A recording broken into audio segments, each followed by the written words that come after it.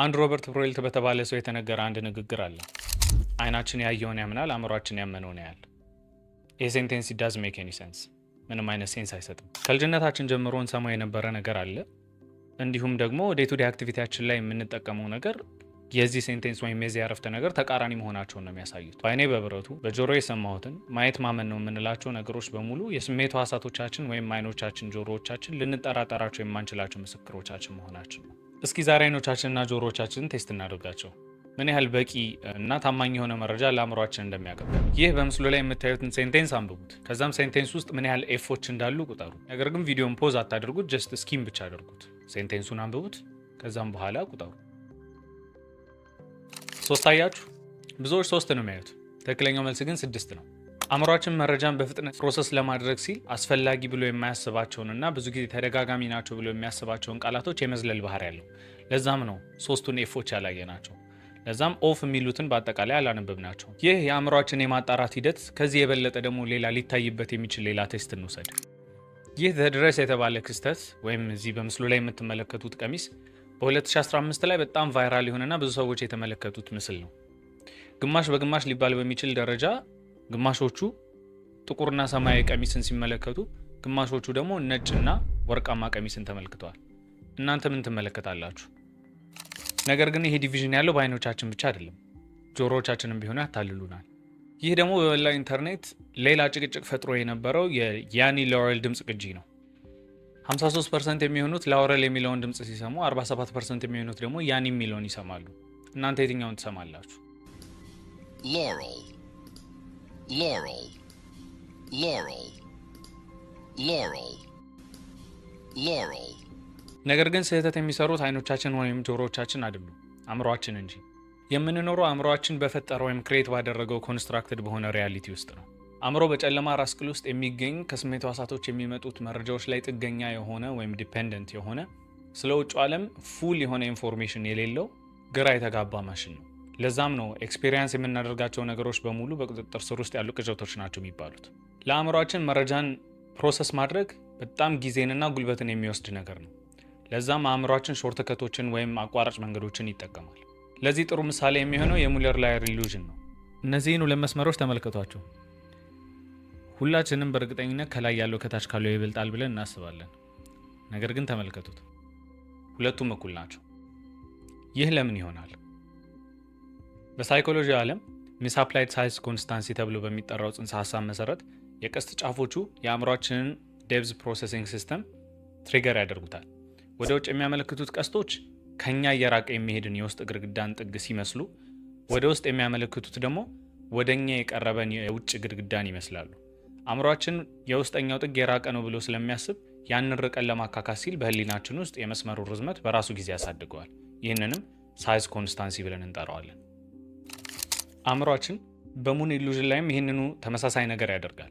ጨረቃ በአድማስ ላይ ስትወጣ እጅግ ግዙፍ እንድትመስል የሚያደርጋት በዙሪያ ያሉ ዛፎችና ህንፃዎች አእምሯችን ጨረቋን የበለጠ ሩቅ አድርጎ እንዲያስብና መጠኗን አሳስቶ እንዲገምት ስለሚያደርጉት ነው።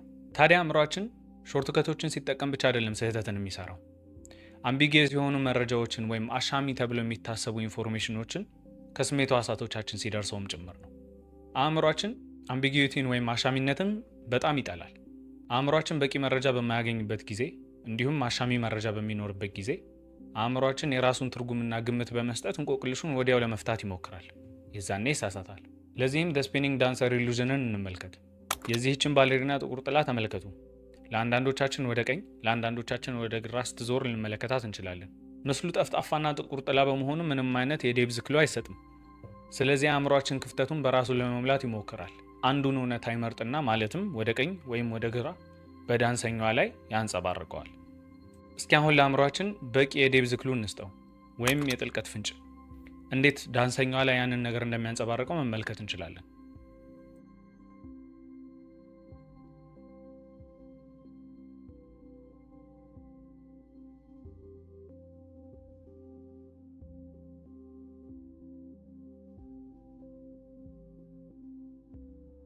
ጆሮዎቻችንም ቢሆኑ ከነዚህ ኢሉዥኖች የዳኑ አይደሉም። የብሬን ስቶርም ኢሉዥንን ደግሞ እንመልከት። ሰዎች ይህ ጥራት የሌለውን የልጆች መጫወቻ ውስጥ የሚገኝ ድምፅን ሲሰሙ ድምፁ አሻሚ ይሆንባቸዋል።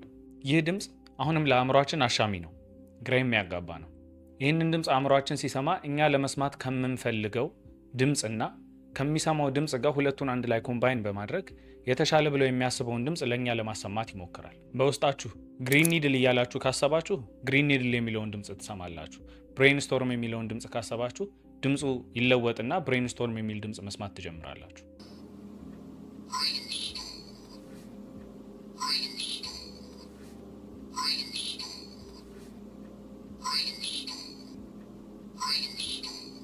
የባለሪኗም ኢሉዥን ሆነ ይህ የብሬንስቶርም ኢሉዥን የሚያረጋግጡት አንድ ትልቅ እውነት አለ። እሱም ሞቲቬትድ ፐርሰፕሽን ተብሎ ይወሰዳል። ይህም ማለት ቃል በቃል ማየት የፈለግነውን ወይም የጠበቅነውን ነገር እናያለን ወይም እንሰማለን። ስለዚህ እኛ ዓለምን ዝም ብለን አንታዘብም። የእኛ ፍላጎቶች፣ የእኛ ግምቶች፣ የእኛ ፐርሰፕሽን በአጠቃላይ የእኛን እውነታ ወይም የምንመለከተውን ዓለም ላይ የምናየውን ነገር በሙሉ በንቃት ይቀይሩታል፣ ያጣሩታል። ይህም ማለት በፍላጎት መለያየት ምክንያት ወይም በግምቶቻችን መለያየት ምክንያት እኔና እናንተ የተለያዩ ነገሮችን ልናይ እንችላለን። ይህንን ለማስረዳት አንድ ጥንታዊ የሆነ የደቡብ እስያ ታሪክ አለ። ሁለት አይነ ስውራኖች ዝሆንን ለመጀመሪያ ጊዜ ያገኛሉ። አንዱ ጎኑን ነክቶ ግርግዳ ነው ሲል፣ ሌላኛው ጅራቱን ይዞ እረ ገመድ ነው ይላል። ሁለቱም ፍጹም እውነታን እንደያዙ ያስባሉ። ነገር ግን ያላቸው ውስንና ግላዊ አመለካከት ብቻ ነው። ሌሎች ሰዎች ነገሮችን ከኛ በተለየ መልኩ እንደሚያዩ ማወቃችን አንድ ትልቅ ነገር ያስተምረናል። እሱም እኛም ሆነ እነሱ ወደ ኦብጀክቲቭ ሪያሊቲ እንዳልተጠጋን ነው። ከኛ ጋር የማይስማሙ ሰዎችን እንደ ጠላት እንዳናይ ያስገድደናል ማለት ነው። ሁላችንም ብንሆን በባዮሎጂያችን፣ በካልቸራችን፣ በምኞቶቻችን፣ በአካባቢያችን ላይ ያለውን እውነታ የምንቀይር ሰዎች ነው። ለራሳችን የምንነግራቸው ታሪኮችን ቢሆኑ ራሳችንን የምናይበትን መንገድ መቀየር ይጀምራሉ። ስለዚህ አእምሯችን የሚያምነውን ነገር የሚያይ ከሆነና አይኖቻችንም እነዛን ነገሮች እንዲያዩ የሚያስገድድ ከሆነ ስለ ራሳችን ያለን አመለካከት እኛን ወይም እውነታዎቻችንን የምናየውን ነገር በሙሉ ይወስናሉ ማለት ነው። ራሳችንን በውስንነት መነጽር የምንመለከት ከሆነ አእምሮዎቻችን የሚመለከተው ውስንነቶችን ብቻ ነው። ድክመቶችን፣ ውድቀቶችን መፈለግ ይጀምራል። ስለዚህም ትኩረት የምናደርገው ለውድቀቶቻችንና ለድክመቶቻችን ብቻ ይሆናል ማለት ነው። ይህንኑ ፍሊፕ አድርጉት።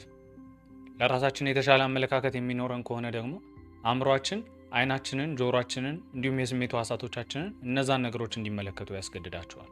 አይን የሚያየውን ያምናል፣ አእምሮም የሚያምነውን ያያል። እናንተስ ምንን ለማመን ትመርጣላችሁ?